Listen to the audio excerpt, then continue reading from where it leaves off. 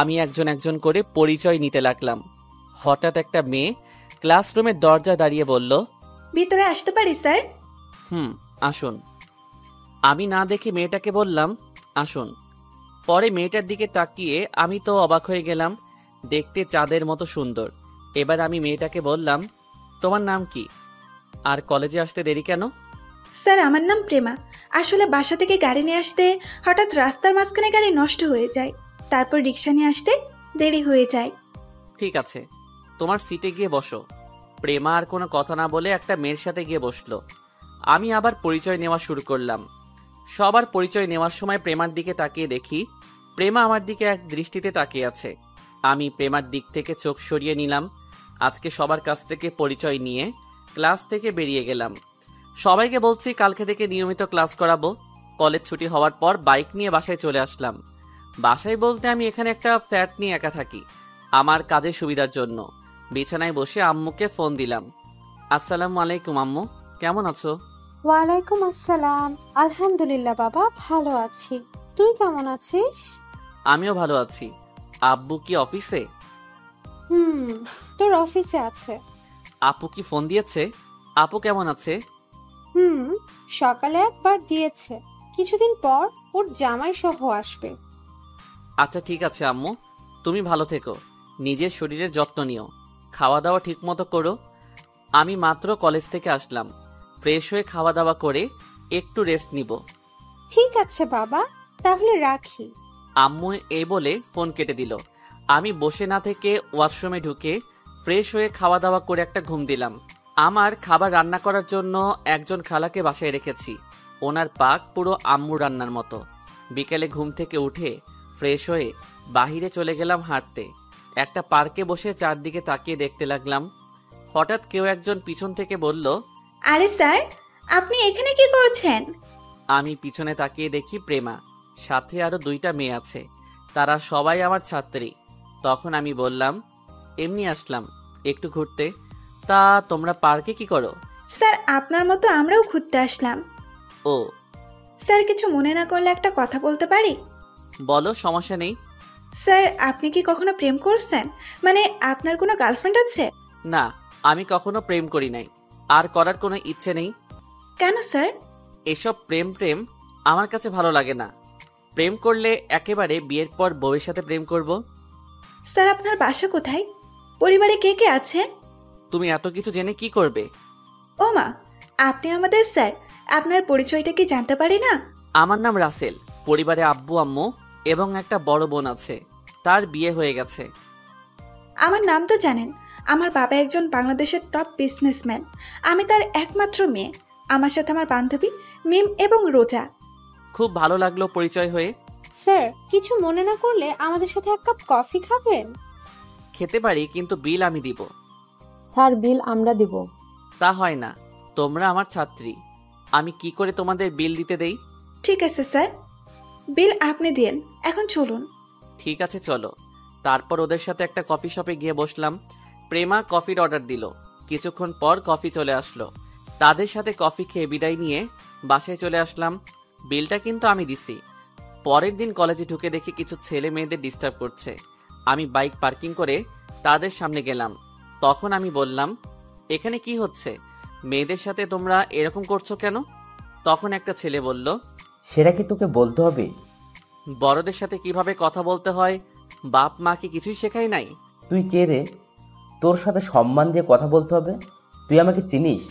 আমি হচ্ছি এই এলাকার নেতার ভাই জীবন। আমার ভাইয়ের কথায় পুরো কলেজ চলে। এই এলাকার এমপি মন্ত্রী আমার ভাইয়ের কথায় ওঠে আর বসে। তাই বলে তুমি এইভাবে মেয়েদের ওড়না নিয়ে খেলা করবে? আমি সব কিছু করতে পারি।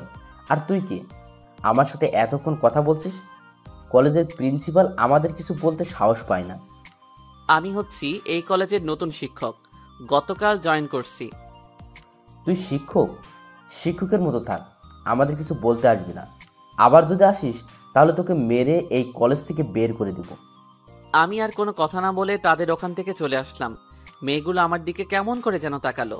হঠাৎ প্রেমা আমার সামনে এসে বলল, স্যার আপনি ওদের সাথে কথা বলবেন না, ওরা অনেক খারাপ। কেউ ওদের কিছু বলতে গেলে হাসপাতালে পাঠিয়ে দেয়। তাই বলে কেউ তাদের অন্যায় প্রতিবাদ করতে পারবে না? কারো কিছু হয় নাই, সবাই মুখ বুজে সহ্য করে নেয়। ঠিক আছে, তুমি ক্লাসে যাও। ঠিক আছে স্যার। আমি আর কোনো কথা না বলে প্রিন্সিপাল স্যারের রুমে অনুমতি নিয়ে গেলাম।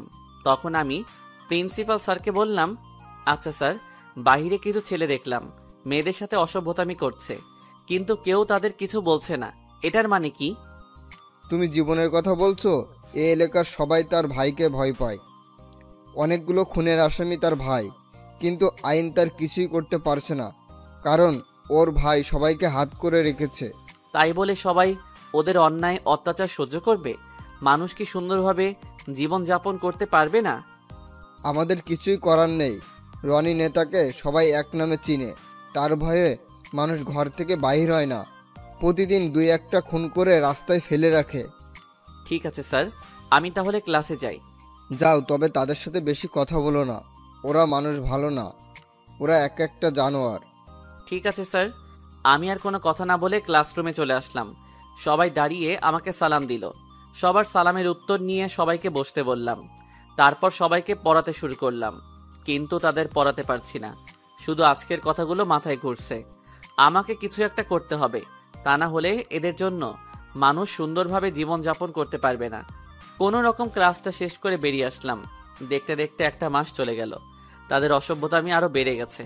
না, অনেক ধৈর্য ধরেছি, আর না। ভেবেছি এই পথটা ছেড়ে দিব, কিন্তু না, দেশে আরও কিছু ময়লা আবর্জনা ভরে গেছে।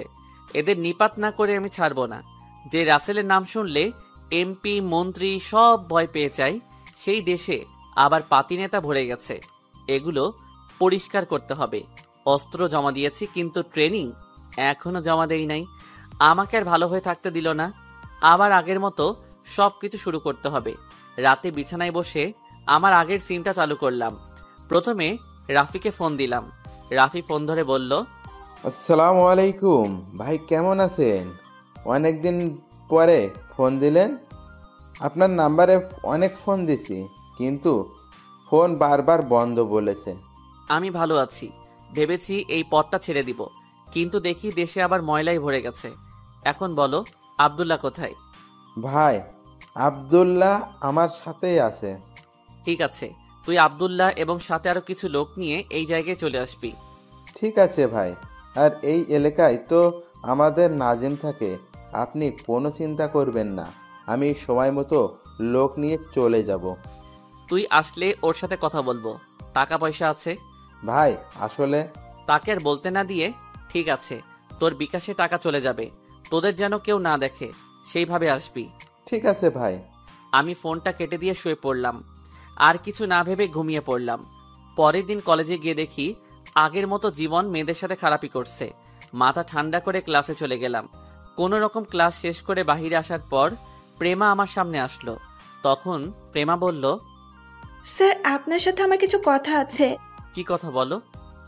চলুন স্যার, কোনো রেস্টুরেন্টে গিয়ে কফি খেতে খেতে কথাটা বলি। ঠিক আছে, চলো।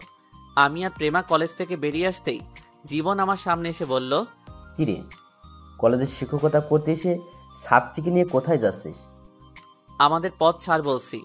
যদি না ছাড়ি তাহলে তুই কি করবি? আমার কলার ধরে আমার মাথা গরম হয়ে গেল। তখন প্রেমা বলল, স্যার, ওদের সাথে কথা বলে লাভ নেই, আপনি চলুন। কেন রে, আমরা কি ভালো না? একবার আমাদের সাথে বিছানায় যাস, দেখবি আমরা অনেক ভালো খেলতে পারি। তোরা কি জীবনে মানুষ হবি না? মেয়েদের সাথে এভাবে কথা বলতে তো লজ্জা করছে না? আরে আমার লজ্জা থাকলে তো করবি, আমার কোনো লজ্জা নেই। স্যার, আপনি চলুন তো। আমি আর কোনো কথা না বলে একটা রেস্টুরেন্টে চলে গেলাম। রেস্টুরেন্টে ঢুকে একটা টেবিলে গিয়ে বসলাম। তখন আমি বললাম, বলো, কেন নিয়ে আসলে আমাকে? কি কথা বলবে? আগে কফির অর্ডার দেই। প্রেমা একজন ওয়েটারকে ডাক দিল, 2টা কফির অর্ডার দিল।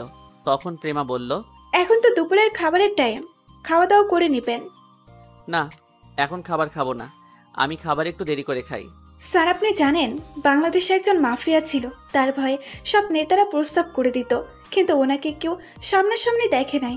উনি দেশে সব সময় ভালো কাজ করতেন, কিন্তু গত 1 বছর ধরে ওনার কাজ কেউ দেখে না। উনি কি আছেন নাকি মরে গেছেন তা কেউ বলতে পারবে না। সেজন্য এসব দেশের এই অবস্থা। রাস্তাঘাটে মেয়েরা এবং অন্যান্য মানুষ ঠিকভাবে চলাফেরা করতে পারে না। উনি যদি আবার ফিরে আসতেন তাহলে এইসব গুন্ডারা ভয়ে এসব খারাপই ছেড়ে দিত। আমি প্রেমার কথা শুনে মনে মনে বলতে লাগলাম, সে মানুষটা যে আমি, তুমি আমাকে চিনতে পারো নাই। তুমি তো দূরের কথা, এখনো বাংলাদেশের মানুষ চিনতে পারে নাই। তখন আমি বললাম, যদি বেঁচে থাকে তাহলে অবশ্যই তিনি ফিরে আসবে। আমার মন বলছে উনি এখনো বেঁচে আছে, খুব শীঘ্রই এসব ময়লা আবর্জনা পরিষ্কার করবে। তাই যেন হয় স্যার, আমরা রাস্তাঘাটে ওদের জন্য ঠিকভাবে চলাচল করতে পারি না। এবার বলো আমাকে কেন ডেকেছ? তারপর প্রেমা যেটা বলল আমি তো অবাক হয়ে গেলাম। এটা কি করে সম্ভব? তাহলে তো আমার কাজ করতে অসুবিধা হবে। না না, এটা আমি পারবো না। স্যার, আমি আপনাকে প্রথম যেদিন ক্লাসে দেখি সেদিন আপনাকে আমার পছন্দ হয়ে যায়। এক কথায় আমি আপনাকে ভালোবেসে ফেলেছি। প্লিজ স্যার, আপনি আমাকে ফিরিয়ে দেবেন না। আপনার পেছনে কলেজের অনেক মেয়ে ঘোরে আপনাকে ভালোবাসি কথাটা বলার জন্য। আমি আপনাকে ছাড়া থাকতে পারবো না। এই তুমি এটা কি বলছো? তুমি আমার সম্পর্কে জানো, আমি তোমার শিক্ষক। আমার সামর্থ্য নেই তোমাকে ভালোবাসার, কারণ তোমার বাবা একজন বাংলাদেশের টপ বিজনেসম্যান। সবচেয়ে বড় কথা হলো তুমি আমার ছোট, এটা কখনো সম্ভব না। আমি কিচ্ছু বুঝি না, আমি শুধু আপনাকে চাই। আমি আপনাকে অনেক ভালোবেসে ফেলেছি। আমারই ভুল ছিল, তোমার সাথে ফ্রিভাবে কথা বলছি, আর তাতেই তুমি আমাকে ভালোবাসার কথা বলছো। পড়ালেখা শেষ করো, দেখবে আমার থেকে ভালো ছেলে পাবে। আমি অন্য কোনো ছেলে চাই না, আমি শুধু আপনাকে চাই। প্রেমা, তুমি বোঝার চেষ্টা করো। এটা তুমি আবেগে বলছো, কিছুদিন পর আবেগ কেটে যাবে, তখন সবকিছু ভুলে যাবে। তাই বলছি পড়ালেখায় মন দাও। ঠিক আছে, আমি পড়ালেখায় মন দিব, তবে আমার শর্ত আপনাকে পালন করতে হবে। তা না হলে আমি বারবার ভালোবাসার কথা বলবো। আমি কার পাল্লায় পড়লাম রে ভাই? এই মেয়ে তো আমার মান সম্মান শেষ করে দিবে। কি আর করার, দেখি কি শর্ত দেয়। আমি বললাম, আগে বলো কি শর্ত। মানার মতো হলে মানবো। আমার প্রথম শর্ত হলো আপনি মেয়েদের সাথে বেশি কথা বলতে পারবেন না, সবসময় আমার সাথে কথা বলবেন। দ্বিতীয় শর্ত হলো আপনি আমাকে প্রতিদিন বাসায় নিয়ে পড়াতে হবে। তৃতীয় শর্ত হলো আমাকে কয়েকদিন পর পর বাইরে ঘুরতে নিয়ে যেতে হবে। তোমার 2-3 শর্ত আমি মানতে পারবো না। প্রথম শর্ত মানতে রাজি আছি, আমি এমনি মেয়েদের সাথে কথা কম বলি। এটা হবে না, আমার তৃতীয় শর্ত মানতে হবে। তা না হলে প্রতিদিন কলেজের সবার সামনে আপনাকে প্রপোজ করব। ঠিক আছে, আমাকে 2টা দিন ভাবার সুযোগ দাও, আমি তোমাকে 2 দিন পর জানাবো। ঠিক আছে, কিন্তু আপনি মানা করতে পারবেন না। ওকে, এখন বাসায় চলো। ঠিক আছে, চলুন। তারপর দুজনে রেস্টুরেন্ট থেকে বেরিয়ে যে যার বাসায় যেতে লাগলাম। আমি মনে মনে ভাবতে লাগলাম, কি মেয়ে ভাই, আমাকে শাসনের উপর রাখছে। প্রথমে প্রেমাকে দেখে মনে করছি সাদাসিধে মানুষ, এখন দেখি পুরো রাগী মেয়ে। আল্লাহ জানে আমার কপালে কি আছে। এসব কিছু ভাবতে ভাবতে বাসায় চলে আসলাম। বাইক পার্কিং করে দরজার সামনে দাঁড়িয়ে কলিং বেল চাপ দিলাম। কিছুক্ষণ পর যে দরজা খুলে দিল তাকে দেখে একটু অবাক হলাম। আরে, আপনারা আবার ভাইবেন না প্রেমা, এটা হচ্ছে রাফি, গতকাল রাতে যার সাথে কথা বলছি। রাফি আমাকে দেখে বলল, ভাই কেমন আছেন? আমি ভালো আছি, তুই কেমন আছিস? সাথে আর কেউ আসছে?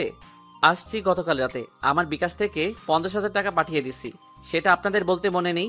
আমরা 5 জন এসেছি, বাকিরা যে যার কাজ নিয়ে আসে।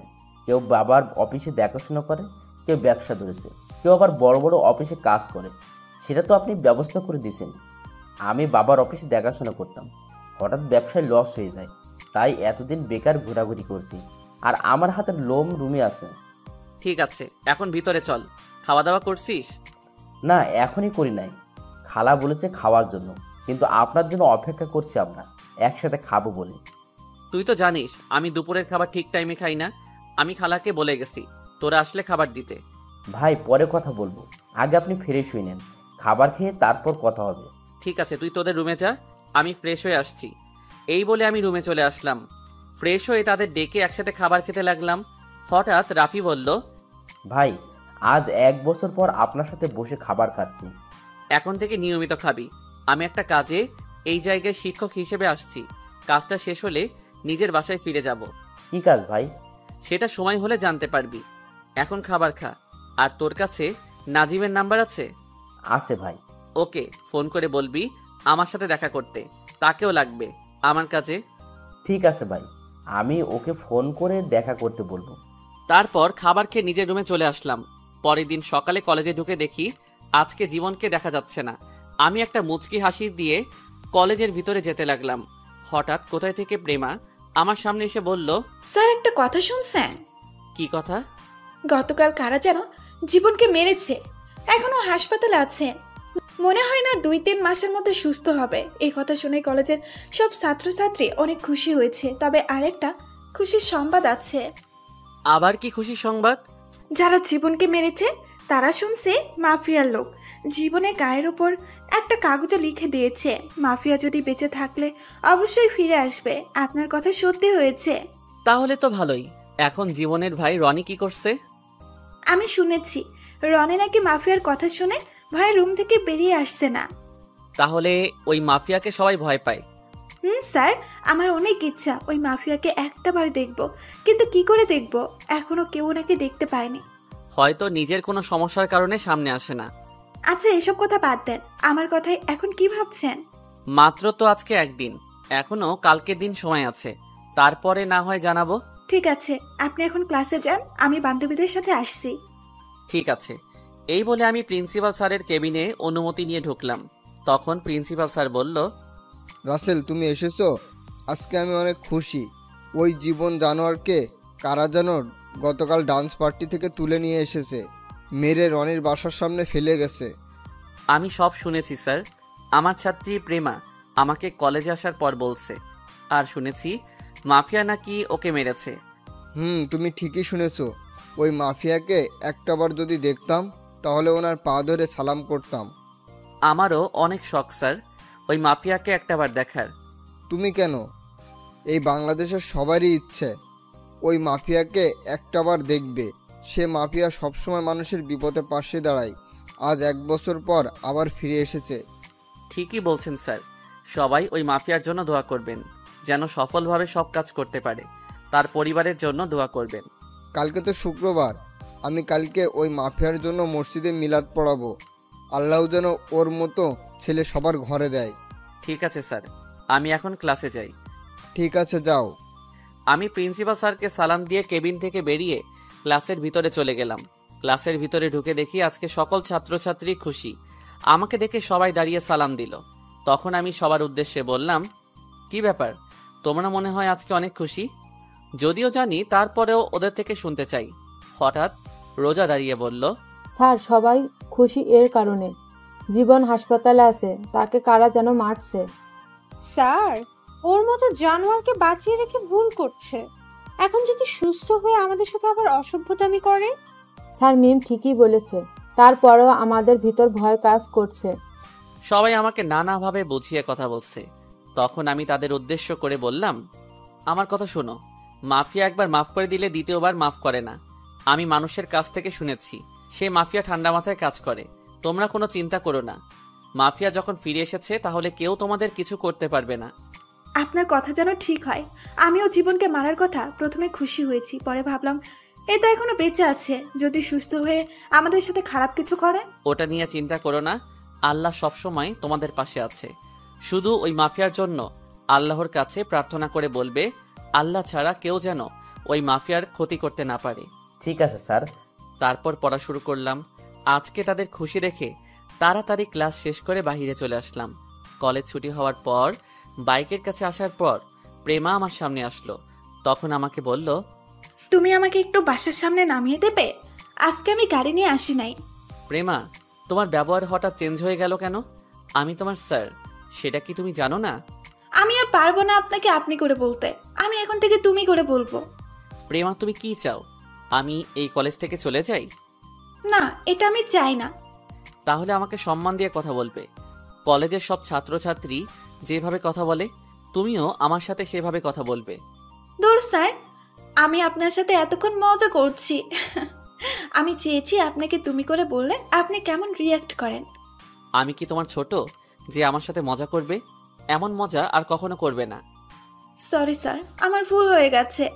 It's okay. প্লিজ স্যার, আমাকে একটু বাসার সামনে নামিয়ে দেন, আমার গাড়ি নষ্ট হয়ে গেছে। ঠিক আছে চলো, কিন্তু কোনো দুষ্টুমি করতে পারবে না। ঠিক আছে, করব না। আমি বাইকে ওঠার পর প্রেমা উঠল। তখন আমাকে বলল, স্যার, আমি তো কখনো বাইকে উঠি নাই, এখন তো আপনাকে ধরতে হবে। ঠিক আছে, তুমি আমার ঘাড়ে হাত দাও। আমার কথা মতো প্রেমা আমার ঘাড়ে হাত রাখলো। প্রেমার হাত ঘাড়ে দেওয়ার পর শরীর দিয়ে হঠাৎ বিদ্যুৎ বয়ে গেছে। এই প্রথম কোনো মেয়েকে বাইকে করে নিয়ে যাচ্ছি। আমি বাইক চালাতে লাগলাম। তখন প্রেমা বলল, স্যার আপনার আপু কি করে? সেটা জেনে তুমি কি করবে? এমনি জিজ্ঞেস করলাম আর কি, বলুন না স্যার। আমার আব্বু কিছুই করে না, বড় বোন তার জামাইয়ের সাথে থাকে। আমার টাকা দিয়ে আব্বু আম্মু চলে। আমি মনে মনে বললাম, আমার বাবার যা কিছু আছে তার 10 ভাগের 1 ভাগ তোমার বাবার নেই। ও, আপনার অনেক কষ্ট হয় না স্যার? আমার কোনো কষ্ট হয় না, আল্লাহ দিলে মা বাবাকে নিয়ে আমি অনেক সুখে আছি। প্রেমা মনে মনে বলে, তাহলে আমাকে বিয়ে করে নাও। আমাকে বিয়ে করলে তোমার কোনো কিছুর অভাব থাকবে না। ও স্যার, আমার বাসায় চলে আসছে, এটাই আমাদের বাসা। আমি বাইক তাদের বাসার সামনে দাঁড় করালাম।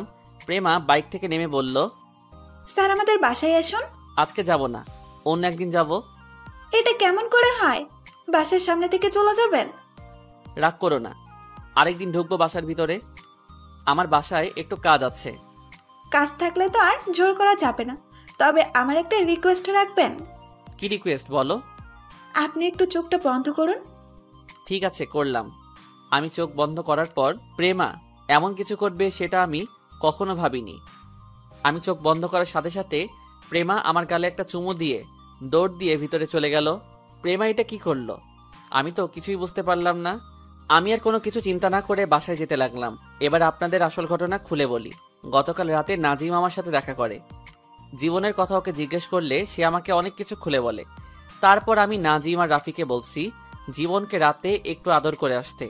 এমন আদর করতে বলছি যেন 2-3 মাস আগে সুস্থ না হয়। আর একটা কাগজে লিখে দিতে বলছি, মাফিয়া ইজ ব্যাক। এটা যেন রনি দেখতে পায়, আর এই এলাকার সবাই যেন বুঝতে পারে মাফিয়া তাদের এলাকায় আছে, তাই ওরা চিন্তামুক্ত থাকতে পারবে। এই ছিল গতকাল রাতের কাহিনী। আপনাদের সাথে কথা বলতে বলতে বাসায় চলে আসলাম। কলিং বেল চাপ দেওয়ার পর খালা এসে দরজা খুলে দিল। রাফি এবং তার গুলোকে একটা জায়গায় পাঠিয়েছি, তাই ওরা বাসায় নেই। নিজের রুমে এসে ফ্রেশ হয়ে দুপুরের খাবার খেয়ে রুমে চলে আসলাম। হঠাৎ দেখি মোবাইল ফোন বাজতে আছে। হাতে নিয়ে দেখি আম্মু ফোন দিছে। আসসালামু আলাইকুম আম্মু, কেমন আছো? আলহামদুলিল্লাহ বাবা, ভালো আছি। তুই কেমন আছিস? আমিও ভালো আছি। তোকে যেটা বলার জন্য ফোন দিয়েছি, রাইসা ওর জামাই সহ আজকে বাসায় এসেছে। তুই কি কিছুদিনের ছুটি নিয়ে আসতে পারবি? আপু বাসায় আসছে, আমাকে তো একটু বললো না। আমাদের কেউ বলে আসে না, হঠাৎ করে চলে এসেছে। ও, আমি কালকে 2 দিনে ছুটি নিয়ে আসবো। ঠিক আছে, আমি এখন ফোন রাখি, সকালে সাবধানে চলে আসিস। ঠিক আছে বলে ফোন কেটে দিলাম। তারপর একজনের কাছে ফোন দিয়ে কিছু কথা বলে ফোন কেটে একটা ঘুম দিলাম। রাতে খাবার খেয়ে রুমে এসে প্রিন্সিপাল স্যারকে ফোন দিলাম। কিছুক্ষণ পর ধরলো। আসসালামু আলাইকুম স্যার, কেমন আছেন? আলহামদুলিল্লাহ ভালো আছি রাসেল, তুমি কেমন আছো? আর হঠাৎ ফোন দিলে যে? আমি ভালো আছি স্যার। আসলে স্যার আমার 2 দিনে ছুটি লাগবে। বড় আপু আজ 2 বছর পর বাসায় এসেছে। বড় আপু তার জামাইয়ের সাথে এতদিন কানাডা ছিল।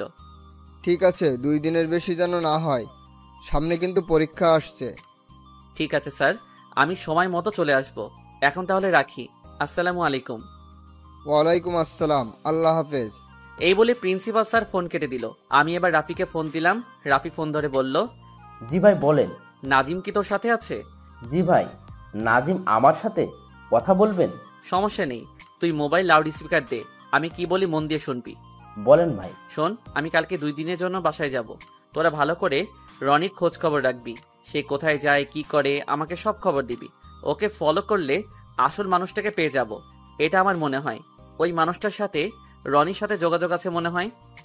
ভাই আপনি কোনো চিন্তা করবেন না, আমি এই এলাকার ছেলে, আল্লাহর রহমতে সব রাস্তা ঘাট চিনি। আমরা আসল মানুষটাকে খুঁজে বের করব। ঠিক আছে, তোরা কাজে লেগে পড়, আমি এখন ঘুমাবো। সকাল সকাল রওনা দিতে হবে। এই বলে ফোন কেটে দিলাম। তারপর ঘুমিয়ে পড়লাম। পরের দিন একটা রিক্সা নিয়ে বাস কাউন্টারে চলে আসলাম। একটা টিকিট কেটে বাসে উঠে বসলাম। প্রায় 5 ঘন্টা পর নিজের বাসার সামনে চলে আসলাম। দারোয়ান চাচা আমাকে দেখে সালাম দিল। আমিও ওনাকে সালাম দিলাম। চাচার সাথে কিছুক্ষণ কথা বলে দরজার সামনে এসে কলিং বেল চাপ দিলাম। কিছুক্ষণ পর আম্মু এসে দরজা খুলে দিল। আমাকে দেখে আম্মু বলল, কি রে বাবা, তুই আসছিস? আসতে কোনো সমস্যা হয়নি তো? না আম্মু, আসতে কোনো অসুবিধা হয়নি। এখন বলো আপু, দুলা ভাই এবং আমার বুড়িটা কোথায়? রাইসা ওর মেয়েকে রুমে দুধ খাওয়াচ্ছে, আর ওর জামাই তোর আব্বুর সাথে অফিসে গেছে। ওকে, তাহলে আমি আপুর সাথে দেখা করে আসি। এই বলে আপুর রুমের সামনে এসে বললাম, আপু ভিতরে আসতে পারি? আরে রাসেল, তুই কখন আসলি? আয় ভিতরে আয়। আমি এইমাত্র আসলাম। তুই এমন করলি কেন? কাউকে না জানিয়ে আসলি যে? আসলে আমি সবাইকে সারপ্রাইজ দিতে বলি নাই। এখন বল, কেমন আছিস? আমি ভালো আছি। তুই কেমন আছিস? আমার ভাগ্নি কি ঘুমিয়ে গেছে? আমিও ভালো আছি। আর তিথিকে দুধ খাইয়ে দিয়ে ঘুম পাড়িয়ে দিলাম। ও, তা কতদিন থাকবি এবার? এবার 1 মাসের মতো থাকবো। আচ্ছা, আমাকে একটা কথা বলবি? কি কথা আপু? তুই হঠাৎ অফিস ছেড়ে কলেজে শিক্ষকতা করতে গেলি কেন? আমার অফিস দেখাশোনা করতে ভালো লাগে না, তাই শিক্ষকতার চাকরি নিয়েছি। কলেজে ছাত্রছাত্রী পড়াতে অনেক ভালো লাগে। তুই জানিস না আব্বু একা অফিস চালাতে কষ্ট হয়? আরে আব্বুর কোথায় কষ্ট হচ্ছে? সাথে তো সিফাত আর নয়ন আছে, তারা দুজনে তো সবকিছু দেখে রাখে। ও, তোকে দেখে মনে হচ্ছে তুই এখনো ফ্রেশ হোস নাই। তুই রুমে গিয়ে ফ্রেশ হয়ে নিচে আয়, আমি নিচে আসি। আচ্ছা ঠিক আছে। এ কথা বলে আপু নিচে চলে গেল। আমি আমার রুমে এসে দেখি রুমটা আগের মতোই আছে। ওয়াশরুমে ঢুকে ফ্রেশ হয়ে নিচে চলে আসলাম। নিচে এসে দেখি আব্বু আর দুলাভাই তারা অফিস থেকে চলে এসেছে। দুলাভাই আমাকে দেখে বলল, কেমন আছো শালাবাবু? আমি অনেক ভালো আছি। তুমি কেমন আছো দুলাভাই? আমি ভালো আছি। তা বয়স তো আর কম হলো না, এবার কি বিয়ে শাদী করবি না? এখন না দুলাভাই, আরও 1 বছর পরে করব। তখন বুড়ো বয়সে তোমাকে কেউ মেয়ে দিবে? অবশ্যই দিব। আমি দেখতে কি খারাপ? তুই দেখিসনি তোর বিয়ের সময় সব মেয়ে আমার দিকে তাকিয়েছিল? তুই আমার বিয়ের সময় বাদরের মতো লাফালাফি করছিস, তাই সব মেয়ে তোর দিকে তাকিয়েছিল। কিরে, আপু দুলাভাইকে পেয়ে তোর এই বুড়ো বাপকে ভুলে গেলে? আমার বন্ধুকে কি আমি বলতে পারি? আপু দুলাভাইকে অনেক দিন পর দেখছি তো, তাই তোমার কথা ভুলে গেছি। এখন বলো তুমি কেমন আছো? আমি ভালো আছি, তুই কেমন আছিস? ভালো আছি। তা সিফাত আর নয়ন ঠিকভাবে কাজ করে? তারা আছে দেখে তো আমি চিন্তামুক্ত আছি, অফিস থেকে চলে আসতে পেরেছি। হঠাৎ আম্মু সবার সামনে এসে বলল, অনেক কথা হয়েছে, সবাই খাবার খেতে আসো। তারপর সবাই একসাথে খাবার খেতে চলে আসলাম। আমি খাবার খেয়ে নিজের রুমে চলে আসলাম। দেখতে দেখতে 2 দিন পার হয়ে গেল। পরিবারের সবার কাছ থেকে বিদায় নিয়ে চলে আসলাম। পরের দিন কলেজের গেট দিয়ে ঢুকে ভিতরে গিয়ে দেখি কলেজের মাঠে সকল ছাত্রছাত্রী ভিড় করে আছে। আমি একটু ভিড় ঠেলে ভিতরে ঢুকে দেখি প্রেমা একটা মেয়েকে মারতে আসে, কিন্তু কেউ কিছু বলছে না। আমি প্রেমার সামনে গেলাম। প্রেমা আমাকে দেখে ওই মেয়েকে মারা বন্ধ করে দিল। তখন আমি জিজ্ঞেস করলাম, কি হয়েছে প্রেমা? তুমি ওকে এভাবে মারছিলে কেন? কি করেছে ও? আর তোমরা সবাই দাঁড়িয়ে দাঁড়িয়ে কি দেখছো? সবাই ক্লাসে যাও। আমার কথা শুনে সকল ছাত্রছাত্রী ক্লাসে চলে গেল। তখন প্রেমা বলল, ও আমাকে বলে আপনাকে নাকি ভালোবাসে, তাই ওকে উচিত শিক্ষা দিচ্ছি। আমাকে ভালোবাসলে তোমার সমস্যা কি? আমার অনেক সমস্যা, ও আপনাকে ভালোবাসতে পারবে না। আপনি শুধু আমার। কেউ আপনাকে ভালোবাসে কথাটা বললে তার চোখ দুটো তুলে নেব। তাই বলে তুমি ওকে এভাবে মারবে? মেরেছি, বেশ করেছি। আমার ভালোবাসার দিকে চোখ তুলে তাকালে কেন? আমি কি বলছি তোমাকে আমি ভালোবাসি? তাহলে তুমি এমন করলে কেন? আপনি আমাকে বলেন নাই, কিন্তু আমি ছাড়া আপনাকে কারো হতে দেব না আমি। তুমি আসলে একটা পাগল। তোমাকে ডাক্তার দেখাতে হবে। আমাকে ডাক্তার দেখালে কিছু হবে না। ধুর, তোমার সাথে কথা বলে সময় নষ্ট করে লাভ নেই। আচ্ছা, আমি ওর হয়ে তোমার কাছে ক্ষমা চাচ্ছি। তুমি প্লিজ কিছু মনে করো না। মেয়েটা ঠিক আছে বলে ক্লাসে চলে গেল। তখন প্রেমা আমাকে বলল, আপনি ওর কাছে ক্ষমা চাইছেন কেন? আর আপনি এই 2 দিন কলেজে আসলেন না কেন? কোথায় গেছিলেন আপনি? আমি বাড়িতে গেছি, তাই কলেজে আসি নাই। আচ্ছা, তুমি ওদিন এমনটা করলে কেন? আপনি কিসের কথা বলছেন স্যার? আমাকে ওদিন চোখ বন্ধ করতে বলে তুমি আমাকে চুমু দিয়ে দৌড় দিয়ে ভিতরে গেলে কেন? আমার ইচ্ছে হয়েছে, তাই আপনাকে চুমু দিছি। প্লিজ প্রেমা, তুমি এমন পাগলামি করো না। লেখাপড়ায় মন দাও। তোমার আব্বু জানতে পারলে আমাকে কলেজ থেকে বের করে দিবে। আর সেটা কি তুমি চাও? সেটা আমি কখনো চাই না। এখন কোনো কথা না বলে আমার সত্যের উত্তর দাও। ঠিক আছে, আমি রাজি। তবে তোমাকে আমি প্রতি শুক্রবার ঘুরতে নিয়ে যাব, আর বিকালে তোমাকে পড়াবো। ঠিক আছে স্যার, এখন ক্লাসে আসুন। এই বলে প্রেমা চলে গেল। আমি আর কোনো কথা না বলে কলেজের ভিতরে ঢুকে অফিস রুমে চলে গেলাম। এবার আপনাদের একটা কথা বলি। আসলে প্রেমাকে প্রথম দেখায় আমিও ভালোবেসে ফেলেছি, কিন্তু তাকে এখন বলছি না। কারণ আমি যে কাজে কলেজে শিক্ষকতা করতে আসছি সেটা শেষ না করা পর্যন্ত ওকে মনের কথা বলবো না। এ কারণে প্রেমাকে বেশি কিছু বলি না। কিন্তু প্রেমার পাগলামি দিন দিন বেড়ে যাচ্ছে। না জানি ওকে পড়াতে গেলে আমার সাথে কি করে। আর কিছু না ভেবে ক্লাসে চলে গেলাম। সবাই দাঁড়িয়ে সালাম দিল। সালামের উত্তর নিয়ে সবাইকে বসতে বললাম। তারপর পড়া শুরু করলাম। প্রেমা আমার দিকে তাকিয়ে আছে। ওর আমার দিকে তাকালে কেমন যেন ওর মায়ায় পড়ে যায়। তো যাই হোক, ক্লাস শেষ করে অফিস রুমে চলে আসলাম। কলেজ ছুটি হওয়ার পর বাহিরে এসে বাইক নিয়ে আসতেই আবার প্রেমা আমার সামনে আসলো। তখন আমি বললাম, কি ব্যাপার প্রেমা, তুমি আমার সামনে কেন আসলে? আপনি আমাকে বাসায় নামিয়ে দিয়ে আসেন। প্রেমা, এটা কিন্তু শর্তের মধ্যে ছিল না। আমি কিছু জানি না, আপনি আমাকে বাসায় দিয়ে আসেন। তোমার পাগলামি দিন দিন বাড়ছে। তোমাকে প্রথম দেখে তো এমন মনে হয় নাই। আপনি জানেন না, আমার অনেক রাগ। আজ পর্যন্ত কোনো ছেলেকে ভালোবাসি নাই, কিন্তু আপনাকে দেখার পর অনেক ভালো লেগেছে, তাই তো আপনার সাথে পাগলামো করি। তোমার সাথে কথাই পারবো না, এখন নামো, তোমার বাসা চলে এসেছে। দূর, এত তাড়াতাড়ি বাসায় চলে এসেছে? বিকেলে ঠিক টাইমে বাসায় চলে আসবেন। ঠিক আছে, কিন্তু তোমার আব্বুর কাছে কি বলছো আমার কথা? কি, আমি যে আপনাকে ভালোবাসি সে কথা নাকি? দূর, আমি বলছি আমি যে তোমাকে পড়াবো, এটা কি তোমার আব্বুকে বলছো? এটা আমি 2 দিন আগেই বলে রাখছি আপুকে, আপু রাজি হয়েছে। আমি বলছি আপনি 2-3 দিন পর পড়াতে আসবেন। ঠিক আছে, আমি এখন বাসায় যাচ্ছি। সাবধানে যাবেন। আমি আর কোনো কথা না বলে বাসায় চলে আসলাম। প্রেমার সাথে এভাবে কথা না বললে কিছু একটা করে ফেলবে। তার আব্বু যদি জানে আমার জন্য তার মেয়ে এমন করছে, তাহলে আমাকে কলেজ থেকে বের করে দিবে। কলেজ থেকে বের হয়ে গেলে আমি কাজটা করতে পারবো না। এখন রাস্তায় দিয়ে আসলে সবাই আমাকে চিনে, আমি একজন কলেজের শিক্ষক, তাই কেউ আমাকে সন্দেহ করতে পারবে না। আর আমি কি কাজের জন্য এখানে আসা, সেটা গল্পের সাথে থাকলেই জানতে পারবেন। কলিং বেল চাপ দেওয়ার পর খালা এসে দরজা খুলে দিল। আমি ভিতরে ঢুকে নিজের রুমে চলে আসলাম। ফ্রেশ হয়ে খাবার খেয়ে রুমে চলে আসলাম। বিছানায় শুয়ে মোবাইলটা হাতে নিয়ে দেখি রাফি অনেকগুলো ফোন দিছে, তাই আমি রাফিকে ফোন দিলাম। বল, ফোন দিয়েছিস কেন? ভাই, আজকে রনিকে দেখলাম। তার ভাই জীবনকে দেখতে এসেছে হাসপাতালে। রনি হাসপাতালে ঢোকার কিছুক্ষণ পর আরও 2টা গাড়ি আসে হাসপাতালের, কিন্তু ওই 2টা গাড়ি থেকে কোনো লোক বের হয়নি। গাড়ি 2টা কি এখনো আছে? জি ভাই, এখনও আছে, কিন্তু রনি এখনও হাসপাতাল থেকে বের হয়নি। আমার মনে হয় রনির সাথে কেউ ছদ্মবেশে হাসপাতালের ভিতরে ঢুকছে। তুই আর নাজিম হাসপাতালের ভিতরে ঢুকে দেখ, তবে তোদের যেন চিনতে না পারে। ঠিক আছে ভাই, আমরা ভিতরে ঢুকে পরে আপনাকে সব কিছু জানাবো। এ বলে রাফি ফোন কেটে দিল। আমি মোবাইলটা বালিশের পাশে রেখে একটা ঘুম দিলাম। বিকেলে ঘুম থেকে উঠে ফ্রেশ হয়ে বাইক নিয়ে প্রেমাদের বাসায় চলে আসলাম। কলিং বেল চাপ দেওয়ার পর কাজের বুয়া এসে দরজা খুলে দিল। তখন আমাকে বলল, আপনি কে, কাকে চান? জি, আমি এই বাড়ির মালিকের মেয়েকে পড়াতে আসছি। ঠিক আছে, ভিতরে আসুন। আমি ভিতরে ঢুকে দেখি একজন বাবার বয়সী লোক সোফায় বসে কফি খাচ্ছে আর পেপার পড়ছে। দেখে মনে হচ্ছে প্রেমার আব্বু। তখন আমি ওনাকে সালাম দিলাম, আসসালামু আলাইকুম। ওয়ালাইকুম আসসালাম। তুমি কে? তোমাকে তো চিনতে পারলাম না। আসলে আঙ্কেল, প্রেমা আমাকে আসতে বলল। আমি হচ্ছি ওর কলেজের শিক্ষক। ও, তার মানে তুমি রাসেল। প্রেমা আমাকে তোমার কথা বলেছে। তা তুমি কেমন আছো? বাসার সবাই কেমন আছে? জি আলহামদুলিল্লাহ, আমি ভালো আছি, বাড়ির সবাই ভালো আছে। তো আপনি কেমন আছেন আঙ্কেল? আমি ভালো আছি। যাও, প্রেমা তার রুমে আছে। আঙ্কেল, ওর রুম কোনটা? আমি তো চিনি না। উপরে গিয়ে হাতের ডান পাশের রুমটা প্রেমার। Okay uncle. এই বলে আমি উপরে চলে আসলাম। আঙ্কেলের কথা মতো রুমের সামনে গিয়ে দরজায় টোকা দিলাম, কিন্তু প্রেমার কোনো কথা বলছে না। তাই আর কিছু না ভেবে রুমের ভিতরে ঢুকে গেলাম। রুমে ঢুকিয়ে চারপাশে তাকিয়ে আমি তো পুরো অবাক হয়ে গেলাম। দেখি আমার ছবি প্রেমার রুমের চারপাশে সাজিয়ে রেখেছে, কিন্তু প্রেমা এই ছবিগুলো কোথায় থেকে তুললো? আমার মাথায় তো কিছুই আসছে না। হঠাৎ ওয়াশরুম থেকে প্রেমা বেরিয়ে আসলো। তাকে দেখে আমি সাথে সাথে চোখ বন্ধ করে ফেললাম। প্রেমা আমাকে দেখে বলল, আরে স্যার, আপনি চোখ বন্ধ করলেন কেন?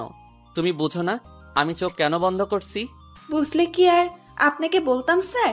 তুমি আগে জামা কাপড় চেঞ্জ করো, আমি রুম থেকে বেরিয়ে যাচ্ছি। জামা কাপড় পরা হলে আমাকে ডাক দিও।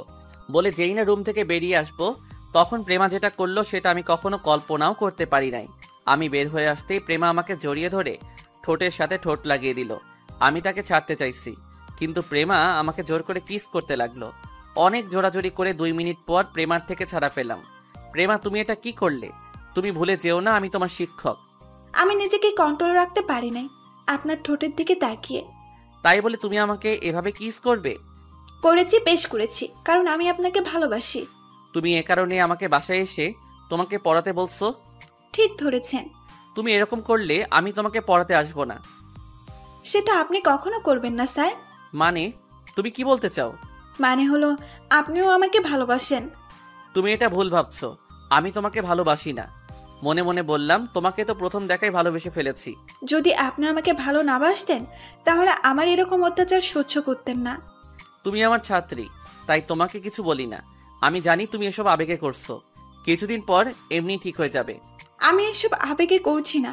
আচ্ছা, আপনি আমার চোখের দিকে তাকিয়ে বলুন তো, আপনি আমাকে পছন্দ এবং ভালোবাসেন না? তুমি একটু বেশি কথা বলছো। তাড়াতাড়ি জামা কাপড় চেঞ্জ করে পড়তে বসো। এখন কথা ঘোরাচ্ছেন কেন? সত্যি করে বলুন তো, আপনি আমাকে মনের কথা খুলে বলছেন না কেন? আমি তোমাকে ভালোবাসি না, তারপরেও তুমি কেন এমন করছো? আমি কিন্তু এখন চলে যাব। ঠিক আছে, আমি জামা কাপড় চেঞ্জ করছি, আপনি বাইরে গিয়ে দাঁড়ান। আমি আর কোনো কথা না বলে রুম থেকে বেরিয়ে আসলাম। মনে মনে বললাম, খাচ্চুন্নি আমার মনের কথা কিভাবে বুঝতে পারলো? কিছুক্ষণ পর প্রেমা রুমে যেতে বলল। রুমে গিয়ে দেখি প্রেমা পড়ার টেবিলে বসে আছে। আমি একটা বই হাতে নিয়ে তাকে পড়াতে লাগলাম। প্রেমা তো পড়ছে না, সারাক্ষণ আমার দিকে তাকিয়ে আছে। কোনো রকম পড়ায় তার আব্বুকে বলে বাসা থেকে বেরিয়ে আসলাম। পড়াতে পড়াতে প্রায় সন্ধ্যা হয়ে গেছে। কিছুক্ষণ পর বাসায় চলে আসলাম। বাসায় এসে ওয়াশরুমে ঢুকে ফ্রেশ হয়ে বেরিয়ে এসে দেখি মোবাইল বাজতে আছে। মোবাইল হাতে নিয়ে দেখি আননোন নাম্বার। 2-3 বার রিং হওয়ার পর ধরলাম। তখন ওই পাশ থেকে একটা মেয়েলি কণ্ঠে বলল, আসসালামু আলাইকুম স্যার, কেমন আছেন? ঠিক মতো বাসায় গেছেন? ওয়ালাইকুম আসসালাম, ভালো আছি, মাত্র বাসায় আসলাম। এখন বলো, আমার নাম্বার কোথায় পেয়েছো? আপনার মোবাইল থেকে নিয়ে এসেছি স্যার। আমার মোবাইল তো আমার সাথেই ছিল, তুমি কিভাবে নিলে? আরে আমি যখন জামা কাপড় চেঞ্জ করব, তখন আপনি মোবাইল আমার রুমে রেখে বাইরে গেছেন, তখন আপনার মোবাইল থেকে নাম্বার নিচ্ছি। কিন্তু আমার মোবাইল তো লক করা ছিল, তুমি নিলে কেমন করে? স্যার, আপনি কি নাম দিয়ে মোবাইল লক করছেন সেটা আমি জানি। এখন বলেন, আমার নাম দিয়ে লক করছেন কেন, এবং আমার ছবি মোবাইলে সেভ করে রেখেছেন কেন? এই যা, প্রেমা তাহলে সবকিছু জেনে গেছে। আসলে একদিন লুকিয়ে প্রেমার একটা ছবি তুলছি, সেটা মোবাইলের সামনে সেভ করে রেখেছি, আর প্রেমার নাম দিয়ে মোবাইল লক করছি। তখন আমি বললাম, আচ্ছা তাহলে তুমি আমাকে বলো, তুমি জানলে কেমন করে আমি যে তোমার নাম দিয়ে লক করে রেখেছি? আমার ছবি প্রোফাইলে দেখে বুঝতে পারলাম আপনি আমাকে ভালোবাসেন। তখন লক খুলতে প্রথমে আপনার নাম দিচ্ছি, কিন্তু কোনো কাজ হলো না। তার মনে মনে বলি আমার নাম দিয়ে দেখি, তখন আমার নাম দেওয়ার সাথে সাথে লক খুলে গেল। এই তো, যখন ভালোবাসেন তাহলে বলছেন না কেন? আসলে তোমাকে প্রথম যেদিন দেখি সেদিনই তোমাকে ভালোবেসে ফেলেছি। পরে ভাবলাম তুমি আমার ছাত্রী, এটা কি তোমার আব্বু আম্মু মেনে নিবে, তাই তোমাকে বলি নাই। আজ পর্যন্ত কোনো মেয়েকে আমার ভালো লাগে নাই, একমাত্র তোমাকে দেখে আমার অনেক ভালো লাগে। প্লিজ, আপনি আমার সাথে একটাবার দেখা করতে পারবেন? কিছুক্ষণ আগেই তো তোমার বাসা থেকে আসলাম, এখন আবার কেন যাব? আসলে দেখতে পাবেন, প্লিজ আপনি না করবেন না। যদি তোমার আব্বু আম্মু কিছু বলে তখন কি বলবো? সেটা নিয়ে আপনাকে ভাবতে হবে না, আমি দরজার সামনে আপনার জন্য অপেক্ষা করব, আর আমি আব্বু আম্মুকে অন্য কিছু বলে মানিয়ে নেব। ঠিক আছে, আমি আসছি, এই বলে ফোন কেটে দিলাম। তারপর একটা জামা গায়ে দিয়ে খালার কাছে বলে বাসা থেকে বেরিয়ে আসতেই মোবাইলটা বেজে উঠলো। মোবাইলের দিকে তাকিয়ে দেখি রাফি ফোন করছে। তখন আমি কল রিসিভ করে বললাম, বলো রাফি। ভাই, আপনি একটু আমাদের সাথে দেখা করতে পারবেন? অনেক জরুরি কথা আছে। কি কথা বলো? ভাই, কথাগুলো সামনাসামনি বললে ভালো হবে। ঠিক আছে, তুমি লোকেশন ত্যাগ করো, আমি আসছি। ঠিক আছে ভাই। আমি ফোনটা কেটে দিয়ে প্রেমাকে ফোন দিলাম। প্রেমা কল রিসিভ করার পর আমি বললাম, প্লিজ তুমি রাগ করো না, আমার হঠাৎ একটা কাজে এক জায়গায় যেতে হবে, তোমার সাথে কালকে বিকেলে পড়ার সময় দেখা হবে। আচ্ছা ঠিক আছে। এই বলে প্রেমা কল কেটে দিল। আমি জানি প্রেমার মনটা খারাপ হয়ে গেছে। কি করব আমি যে কাজে আসছি সেটা শেষ তো করতে হবে। আমি মোবাইলে লোকেশন দেখে রাফির জায়গায় মতো চলে আসলাম। আমি গিয়ে দেখি রাফি আর নাজিম এবং তাদের সাথে কিছু লোক দাঁড়িয়ে আছে। আমি তাদের সামনে যাওয়ার পর আমাকে সালাম দিল। তখন রাফি বলল, ভাই, আপনি যাকে খুঁজতে এসেছেন তাকে আমরা পেয়ে গেছি। আপনার কথা মতো আমরা হাসপাতালের ভিতরে ছদ্মবেশে ঢুকেছি। জীবনের কেবিনের সামনে গিয়ে দরজা হালকা সরিয়ে ওই লোকটাকে দেখলাম জীবনের সাথে কথা বলছে। ওই লোক রনির সাথে হাসপাতালে ঢুকেছে। পরে যে দুইটা গাড়ি এসেছে ওই দুটা খালি গাড়ি ছিল এবং ওই লোকটার ছিল। এখনও আপনাদের ওই লোকটার নাম বলছি না, কারণ তাকে সামনাসামনি ধরার পর নাম বলবো, তাই কথায় কথায় ওই লোকটা বললাম। তো যাই হোক, গল্পে আসি। এখন ওরা কোথায়? ভাই, আমরা ওই লোকটাকে দেখার পর হাসপাতাল থেকে বাইরে চলে আসি। তারপর বের হওয়ার জন্য অপেক্ষা করতে লাগলাম। কিছুক্ষণ পর রনি সহ ওই লোকটা বেরিয়ে আসলো। আমরা ওদের পিছু নিই। হঠাৎ তারা কক্সবাজার আসার পর হেলিকপ্টার করে কোথায় যেন চলে যায়। সাথে কি রনি গেছে? না ভাই, রনি ওর লোক নিয়ে বাসায় ফিরে গেছে। আচ্ছা ঠিক আছে, তোমরা একটু সেফে থাকো, যা করার আমি করতেছি। আমি বাসায় যাচ্ছি, কোনো খবর পেলে আমাকে জানাবে। ওকে ভাই। তাদের থেকে বিদায় নিয়ে বাসায় চলে আসলাম। রাতের খাবার খেয়ে বিছানায় শুয়ে একজনের সাথে কিছু কথা বলে প্রেমাকে ফোন দিলাম, কিন্তু প্রেমার মোবাইল বন্ধ বলছে। মনে হয় আমার উপরে রাগ করে মোবাইলটা বন্ধ করে রেখেছে। দেখতে দেখতে 15 দিন চলে গেল। প্রেমা এখন আমার সাথে কথা বলে না, আমাকে এড়িয়ে চলে, কিন্তু কোনো মেয়ের সাথে কথা বললে চোখ মুখ লাল করে ফেলে। আমি জানি প্রেমা আমার উপর অভিমান করে আছে, আর আমিও বেশি জোর করছি না, কারণ সামনে তাদের পরীক্ষা চলে এসেছে। প্রেমা এখন পড়ালেখায় মন দিছে। পরীক্ষা শেষ হোক, তারপর ওকে সবকিছু খুলে বলবো। হঠাৎ মোবাইল ফোনটা বেজে উঠলো। আমি মোবাইলটা রিসিভ করার পর ওই পাশ থেকে বলল, রাসেল, ওই শালাকে খুঁজে পেয়েছি। এখন কি তাকে ধরবো? না, রনি আর ওকে একসাথে ধরবো। এখন কিছু করা যাবে না, আগে পরীক্ষা শেষ হোক, তারপর অ্যাকশনে যাব। ঠিক আছে, তুই যেটা বলবি সেটাই হবে। এখন কি করিস? খাওয়া দাওয়া করে রুমে এসে বিছানায় শুয়ে মোবাইল টিপতে আসি। ঠিক আছে, তুই ভালো থাকিস, পরে কথা হবে। ওকে, তুইও ভালো থাকিস, আল্লাহ হাফেজ। এই বলে ফোন কেটে দিয়ে ঘুমিয়ে পড়লাম। পরের দিন কলেজ গেট দিয়ে ঢুকে ভিতরে গিয়ে দেখি প্রেমা একটা ছেলের সাথে দাঁড়িয়ে হেসে হেসে কথা বলছে। এটা দেখে বুকের বাম পাশে কামড় দিয়ে উঠল। প্রেমা আমাকে দেখে ওই ছেলের হাত ধরে কথা বলছে। আমি ওদের থেকে চোখ সরিয়ে অফিস রুমে চলে গেলাম। প্রিন্সিপাল স্যারের সাথে কিছুক্ষণ কথা বলে ক্লাসে চলে আসলাম। ক্লাসে ঢুকে দেখি প্রেমা আর ওই ছেলে একসাথে বসে হেসে হেসে কথা বলছে। আমি ক্লাসে ঢোকার পর ওই ছেলেটা তার সিটে গিয়ে বসলো। আমি কোনো কথা না বলে পড়াতে শুরু করলাম। ও, আপনাদের তো একটা কথা বলতে ভুলে গেছি। প্রেমাকে পরের দিন পড়াতে যাওয়ার পর প্রেমা আমাকে আসতে মানা করে দিছে। আর আমার জন্য ভালো হয়েছে, তাকে পড়াতে গেলে আমি কাজের কথা ভুলে যাই। আমি এর ফাঁকে প্রায় কাজটা এগিয়ে ফেলছি, শুধু এখন সময়ের অপেক্ষা। পড়ার ফাঁকে ফাঁকে প্রেমার দিকে তাকিয়ে দেখি, কিন্তু প্রেমা আমার দিকে তাকাচ্ছে না। তার মানে কি প্রেমা আমাকে এখন আর ভালোবাসে না? আমাকে কলেজ ছুটি হওয়ার পর প্রেমার সাথে কথা বলতে হবে। কোনো রকম ক্লাস শেষ করে বেরিয়ে আসলাম। তারপর আরও অন্য ক্লাসগুলো শেষ করলাম।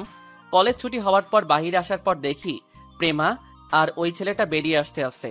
তখন আমি তাদের সামনে গিয়ে বললাম, প্রেমা, তোমার সাথে আমার কিছু কথা আছে। স্যার, আমি কি থাকবো নাকি চলে যাব? তুমি চলে যাও। ঠিক আছে প্রেমা, তুমি থাকো, আমি বাসায় গেলাম। না ফারহান, দুজনে একসাথে যাব। স্যার, আপনি কি কথা বলবেন বলুন? আমি তোমার সাথে একা কথা বলতে চাই। স্যার, আমার হাতে সময় নেই, আমার বাসায় যেতে হবে, আপনি তাড়াতাড়ি বলুন। ঠিক আছে, যেহেতু তোমার তাড়া আছে তাহলে আর বলবো না, তুমি যেতে পারো। প্রেমা আর কোনো কথা না বলে ফারহানের সাথে কলেজ থেকে বেরিয়ে গাড়ি নিয়ে বাসায় চলে গেল। প্রেমার কথাগুলো শুনে অনেক কষ্ট পেলাম। আমি আর দাঁড়িয়ে না থেকে বাসায় চলে আসলাম। কোনো রকম আজকের দিনটা শেষ করলাম। পরের দিন কলেজ গেট দিয়ে ঢুকে সামনে যেটা দেখলাম সেটার জন্য আমি একদম প্রস্তুত ছিলাম না। আরে আপনারা খারাপ কিছু ভাববেন না। আমি দেখি ফারহান একটা গোলাপ ফুল নিয়ে প্রেমার সামনে হাঁটু গেড়ে বসে প্রপোজ করতে আসে। আমি দূরে দাঁড়িয়ে প্রেমার রিয়াকশন দেখছি। দেখি প্রেমা কি করে। আমি মনে করছি প্রেমা ফুল নিবে না, কিন্তু আমার ধারণা ভুল ছিল। প্রেমা ফারহানের কাছ থেকে ফুলগুলো নিল। তারপর প্রেমা যেটা করলো সেটা দেখে আমি পুরো অবাক হয়ে গেলাম। প্রেমা গোলাপ ফুল হাতে নিয়ে একটা চুমু খেলো, তারপর ফারহানের হাত ধরে ক্লাসের ভিতরে চলে গেল। তার মানে প্রেমা এখন আমাকে ভালোবাসে না। আমি মনে করছি প্রেমা আমার উপর অভিমান করে আমাকে কষ্ট দেওয়ার জন্য এমন করছে, কিন্তু না, প্রেমা এখন আমাকে আর ভালোবাসে না। ঠিক আছে, প্রেমা যখন আমার সাথে সুখী না, তাহলে তাকে আর জোর করব না। আমার কাজটা শেষ হলে এই এলাকা থেকে চলে যাব। আমি আর দাঁড়িয়ে না থেকে অফিস রুমে চলে গেলাম। কিছুক্ষণ পর ক্লাসে চলে আসলাম। মনটা অনেক খারাপ হয়ে গেল। আমাকে দেখে সবাই দাঁড়িয়ে সালাম দিল। তারপর সবাইকে পরীক্ষার জন্য কিছু নোট দিলাম এবং সবাইকে বুঝিয়ে দিলাম পরীক্ষা আরও 2 দিন পরে। প্রেমা আমার দিকে একটাবার তাকালো না। কোনো রকম ক্লাসটা শেষ করে অফিস রুমে চলে আসলাম। দেখতে দেখতে পরীক্ষার আজকে শেষ দিন। প্রেমা আমার সাথে আর কোনো কথা বলে নাই, সব সময় ওই ফারহানের সাথে কথা বলতো। সবার পরীক্ষা শেষ হওয়ার পর বাহিরে এসে দেখি 4-5টা গাড়ি কলেজের ভিতরে ঢুকলো।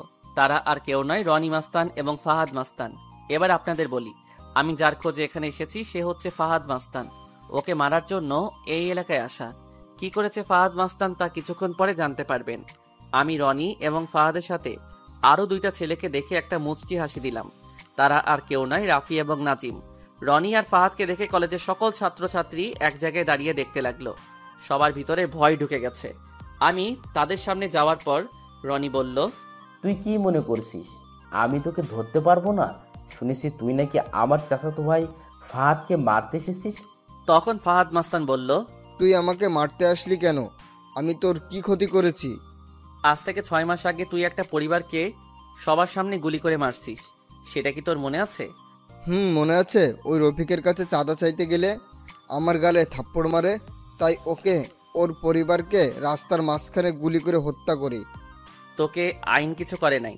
এই ফাহাদের নাম শুনলে এমপি মন্ত্রী ভয়ে কাঁপে, আর তুই বলছিস আইন কিছুই করে নাই। ও তাই নাকি? কিন্তু আজকে তোকে আমার হাত থেকে কে বাঁচাবে? তুই জানিস রফিককে? উনি হচ্ছে আমার বাবার বন্ধু, আমার সাথে অনেক দুষ্টুমি করতো। আমি ওনার সাথে বন্ধুর মতো চলাফেরা করছি, আর তুই টাকার জন্য ওনার পরিবার সহ মেরে ফেললি। যখন শুনেছি প্রশাসন তোকে কিছু করে নাই, তখন আমি এই কলেজে ছদ্মবেশে ঢুকি একমাত্র তোকে মারার জন্য।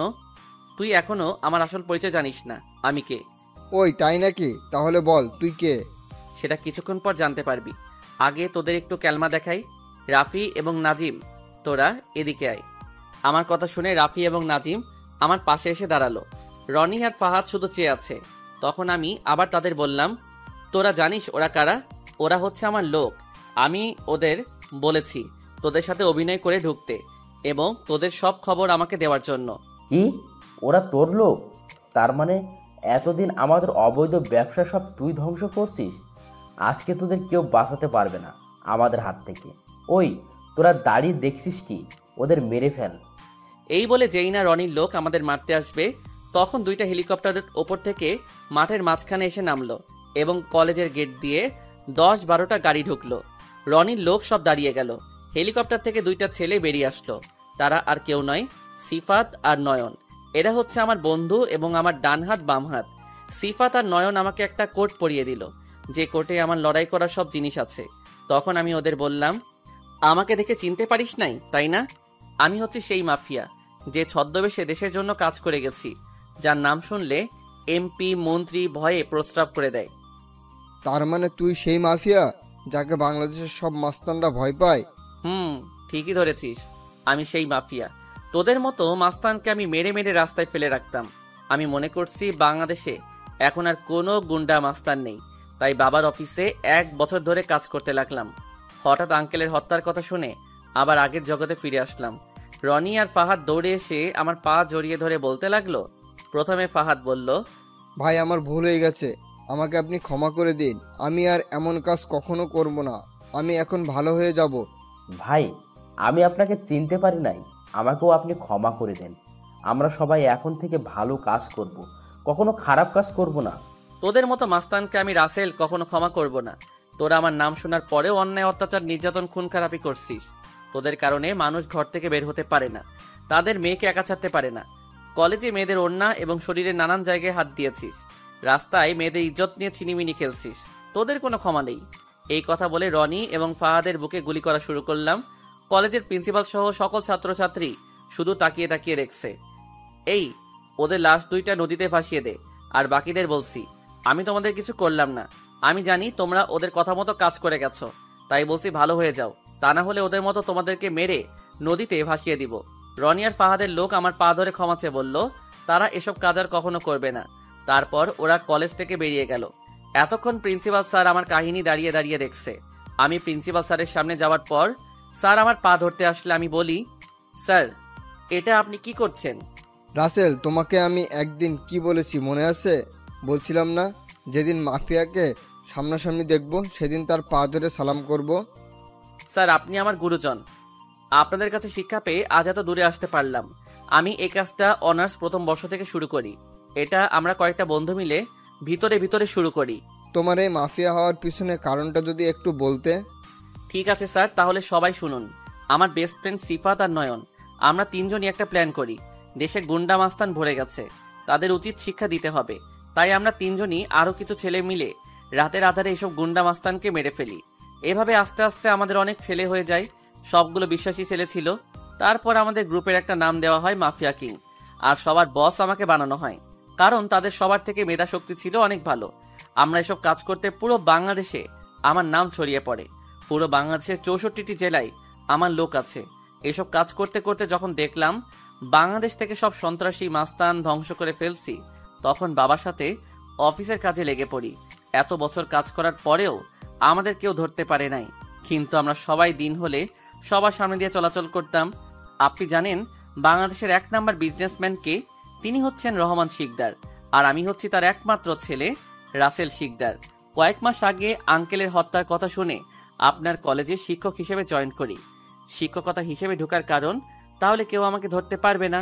আজকে সবার সামনে আসার কারণ হচ্ছে বাংলাদেশের সব মানুষ আমাকে একটাবার দেখার জন্য সবাই যেন আমাকে চিনতে পারে। এতক্ষণে সব সাংবাদিক, পুলিশ, র্যাব, বিজিবি, সেনাবাহিনী সবাই চলে এসেছে। আর সবচেয়ে বড় কথা হলো মন্ত্রী এবং এমপি কলেজে চলে এসেছে আমাকে একটাবার দেখার জন্য। মন্ত্রী আমার সামনে এসে বলল, তোমাকে একটাবার দেখার অনেক ইচ্ছা ছিল, আল্লাহ আজকে তোমাকে দেখার সুযোগ করে দিছে। তোমার মতো ছেলে বাংলাদেশের সবার ঘরে যদি একজন করে থাকে, তাহলে কোনো সন্ত্রাসী, গুন্ডা, মাস্তান কিছুই করতে পারবে না। হঠাৎ একটা সাংবাদিক বলে উঠল, স্যার, দেশের হয়ে এমন কাজ কেন করছেন? আমার বুঝ হওয়ার পর থেকে দেখে আসছি বাংলাদেশে কিছু সন্ত্রাসী, গুন্ডা, মাস্তান দেশটাকে ধ্বংসের দিকে নিয়ে যাচ্ছে। রাস্তাঘাটে মেয়েরা চলতে পারে না। বড় বড় ব্যবসায়ীদের কাছে চাঁদা চাইলে তারা না দিতে পারলে ওদের লাশ পরের দিন রাস্তায় পড়ে থাকে। কিছু কিছু চেয়ারম্যান মেম্বার আছে গরিবদের হক ঠিকভাবে বুঝিয়ে দেয় না, গরিবদের রক্ত চুষে খায়, মেয়েদের তুলে নিয়ে তাদের ভোগ করে, মেরে ফেলে রাস্তায় ফেলে রেখে যায়। তাই ছোট থেকে একটা প্রতিজ্ঞা করছি, বড় হলে এদের আমি ধ্বংস করব। তারপর আস্তে আস্তে বড় হওয়ার পর শুরু করে দেই। তুমি কোনো চিন্তা করবে না, তোমার সাথে সরকার আছে। বাংলাদেশের 16 কোটি মানুষ তোমার সাথে আছে, আমরা সবাই তোমার সাথে আছি। তুমি তোমার কাজ চালিয়ে যাও। তোমার কোনো কিছু দরকার হলে সরকারের কাছে বলবে, সরকার তোমাকে হেল্প করবে। ধন্যবাদ স্যার। আমি শুধু সরকারের কাছে একটা জিনিস চাইব, সেটা আমার জন্য না, দেশের গরিব দুঃখী মানুষের জন্য।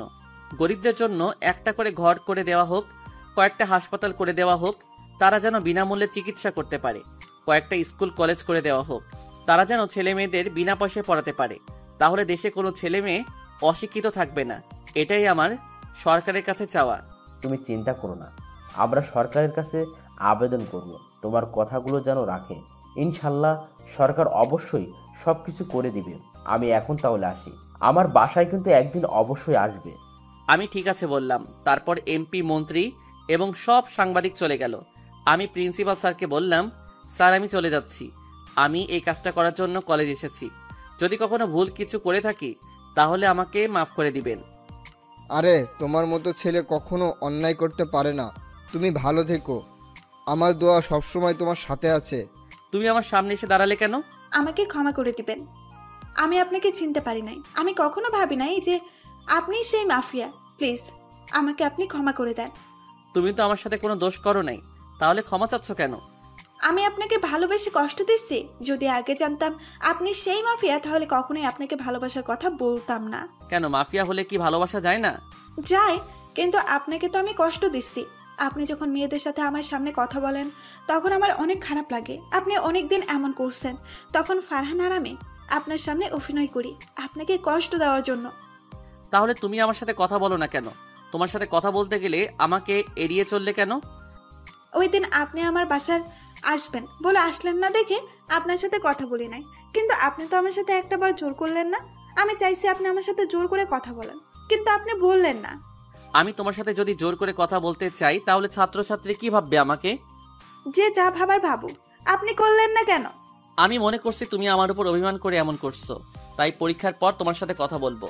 কিন্তু পরীক্ষার কিছুদিন আগ থেকে তুমি ফারহানের সাথে হেসে হেসে কথা বলো, তার হাত ধরে চলাফেরা করো। আমার সামনে ফারহান তোমাকে প্রপোজ করে, তুমি ওর হাত থেকে ফুল নিয়ে ফুলে একটা চুমু দাও, তারপর ওর হাত ধরে ক্লাসে চলে যাও। তাই আমি মনে করছি তুমি এখন আর আমাকে ভালোবাসো না। সেটা তো আপনাকে কষ্ট দেওয়ার জন্য করেছি। আমি আর ফারহান জাস্ট ফ্রেন্ড, আমাদের মধ্যে অন্য কিছু নেই। আর ফারহানের গার্লফ্রেন্ড আছে, আমি ওকে বলছি আমার সাথে অভিনয় করতে। ও, তাহলে এই ব্যাপার। তুমি জানো আমি তোমার এসব দেখে অনেক কষ্ট পেয়েছি। পরে চিন্তা করলাম আমার দ্বারা এসব প্রেম ভালোবাসা হবে না। জীবনের প্রথম কাউকে ভালোবাসলাম, প্রথম প্রেমে ব্যর্থ। তাই ভাবলাম আমি যে কাজে এসেছি সেটা শেষ করে নিজের বাসায় চলে যাব। এসব প্রেম ভালোবাসা আর করবো না, একেবারে বিয়ের পর বউয়ের সাথে প্রেম করব। এখন কি আমাকে ভালোবাসেন না? বাঁচতে পারি যদি এরকম কষ্ট আর কখনো না দাও। আমি আর এমন কষ্ট আপনাকে দেব না। সব সময় আপনাকে ভালোবাসা দিয়ে আপন করে রাখবো। তুমি আমাকে এবার আপনি বলা বাদ দাও, এখন থেকে তুমি করে বলবে। ঠিক আছে, তুমি করে বলবো। সিফাত আর নয়ন, তোরা দুইজন একটু অন্যদিকে তাকাতো। আমার কথা শুনে সিফাত আর নয়ন অন্যদিকে তাকিয়ে মুচকি মুচকি হাসছে। ওরা আমার মতলব বুঝে গেছে। আর বুঝবে না কেন? তারা তো আমার বেস্ট ফ্রেন্ড। সিফাত আর নয়ন অন্যদিকে তাকানোর পর আমি প্রেমার ঠোঁটের সাথে ঠোঁট লাগিয়ে দিলাম, কারণ প্রেমার ঠোঁট দুটো আমাকে তার দিকে টানছে। তাই আর নিজেকে কন্ট্রোল করতে পারলাম না। প্রেমা আমাকে জড়িয়ে ধরে পাগলের মতো কিস করতে লাগলো। প্রায় 5 মিনিট পর ছেড়ে দিলাম। প্রেমা আমার বুকের ভিতরে মাথা লুকিয়ে ফেললো। এই পাগলি, তোমার আবার কি হয়েছে? তুমি ওদের সামনে এটা কি করলে? তোমার দিকে লজ্জা শরম কিছুই নেই। তুমি যখন আমাকে করতে তখন আমি কিছু করেছি, আর ওরা আমার বেস্ট ফ্রেন্ড, তাই কিছু হবে না। ঠিক আছে, এখন কি তুমি বাসায় চলে যাবে? এখন আমি বাসায় যাব। কালকে আব্বু আম্মুকে তোমাদের বাসায় বিয়ের প্রস্তাব নিয়ে পাঠাবো। সত্যি বলছো? পাগলি, তোমাকে আমি একবারের জন্য বাসায় নিয়ে আসবো। তোমাকে ছাড়া আমি থাকতে পারবো না। আমিও তোমাকে ছাড়া থাকতে পারবো না। তুমি যত তাড়াতাড়ি সম্ভব আমাকে বিয়ে করে তোমাদের বাসায় নিয়ে যাও। ঠিক আছে, এখন তুমি বাসায় যাও, কালকে আব্বু আম্মুকে পাঠিয়ে দিব। তোমাকে ছেড়ে যেতে ভালো লাগে না। আরে পাগলি, কিছুদিন অপেক্ষা করো, তারপর তো তোমাকে নিয়ে আসবো। ঠিক আছে, এখন আমাকে জড়িয়ে ধরে আরেকবার কিস করো। কি আর করার, প্রেমার কথা মতো আরেকবার কিস করলাম। তারপর নাজিম আর রাফিকে বললাম প্রেমাকে বাসায় দিয়ে আসতে। নাজিম এবং রাফির সাথে প্রেমা চলে গেল। আমি একটা হেলিকপ্টারে উঠে পড়লাম। সিফাত আর নয়ন তারা অন্যটায় উঠলো। তারপর হেলিকপ্টার উপরে উঠে গেল। বেশি সময় লাগলো না ঢাকায় আসতে। দেখতে দেখতে সেই দিনটা চলে আসলো, মানে আমার আর প্রেমার বিয়ে হয়ে গেল। আমরা সবাই অনেক সুখে জীবনযাপন করতে লাগলাম। প্রেমাকে একটা কলেজে ভর্তি করিয়ে দিছি। প্রতিদিন সকালে আমার সাথে করে কলেজে নিয়ে যাই, আবার ছুটি হওয়ার পর নিয়ে আসি। সরকার আমার কথা রেখেছে, তারা অলরেডি কাজ শুরু করে দিছে। এখন দেশে কোনো সন্ত্রাসী গুন্ডা মাস্তান কিছুই নেই। কেউ কোনো খারাপ কাজ করার সাহস পায় না। ধন্যবাদ সবাইকে। চশমা পরা সেই দু চোখের মাতাল করা দৃষ্টি মন জমিনে নামিয়েছিল মুষলধারায় বৃষ্টি। তোর ঠিকানায় আছি আমি, মন পাড়াতে ঘুরি সেদিন থেকে যেদিন নীলি মনটা করে চুরি। মনের নীল খামে প্রথম চিঠি তোমার নামে, তাও আবার মনে মনে পাঠিয়েছি মোবাইল ফোনে। পরে দেখো শেষ লাইন, মিস করছি তোমায়।